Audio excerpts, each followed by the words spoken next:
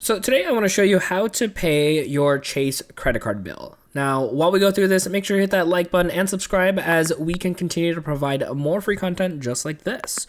So we're going to go ahead and load up on the Chase app right over here. And now we're going to be on the main screen of the Chase app. Now, you can see right over here where it says accounts. We currently have one credit card on file, and you can see we have a balance of $324.05. Now, you might have additional accounts over here as well, but this is the only one we have for our example. So what we want to do is go ahead and tap on the credit card, and you're going to see a couple different things here. You're going to see the due date right over here. You can see the minimum payments as well as any remaining statement balance. And then towards the middle of the screen here, you're going to see where it says pay card. So we're going to go ahead and tap here. And from this section, we have a couple pieces of information we want to take a look at. First and foremost, we do have auto payments on.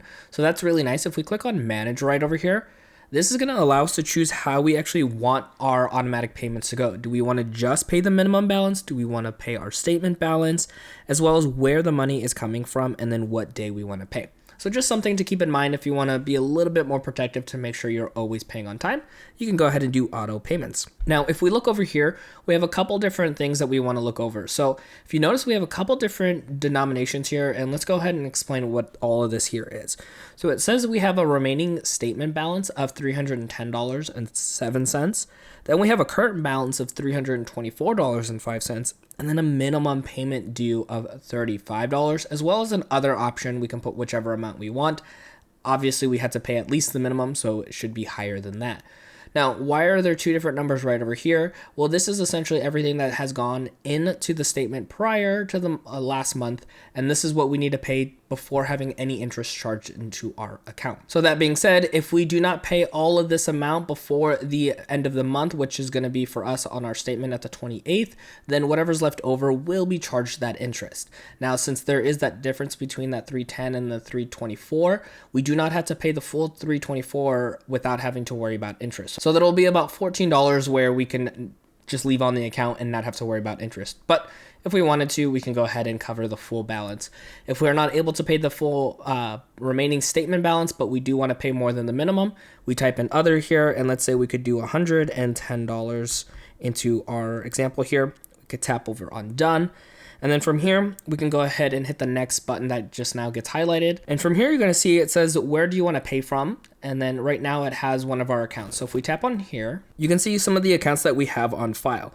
So if we have an account that we want to utilize, but it's not on here, we can go ahead and actually scroll through this. So when we scroll down, there's a little tab right over here that says link another account. So if you tap over here, in this section, you're going to actually be able to see a bunch of different banks, as well as being able to search for a bank up here towards the top. Now, what this is going to do is be able to connect to these banks pretty instantaneously, and then that way they're connected automatically, and then you can start having that money pulled from those banks to pay off this credit card. But if everything is already on file and we don't need to do this, we're going to go ahead and hit cancel here and leave, and we're going to get back to this screen. So after choosing where we want to pay from, the next option is when we want to pay. It automatically defaults to paying today, which is the day we opened up the app. But if we tap over here, it's going to show us a couple pieces of information. It shows us the day of right now, which would be the 16th and the earliest it can be scheduled. And then it shows you the payment due date that is going to go automatically if we do not pay the minimum. So you can see right over here, we have a couple extra days. So of course we could pick the day that works best for us, but for example, if we choose the day afterwards, there is going to be a notification right over here because it'll be past the due date and it'll be something that can be impactful for us. So we want to make sure we choose a date that works before the due date right there. So once we did that, so we picked the 21st, we're going to click on done right over here. So now that's pre-populated over here.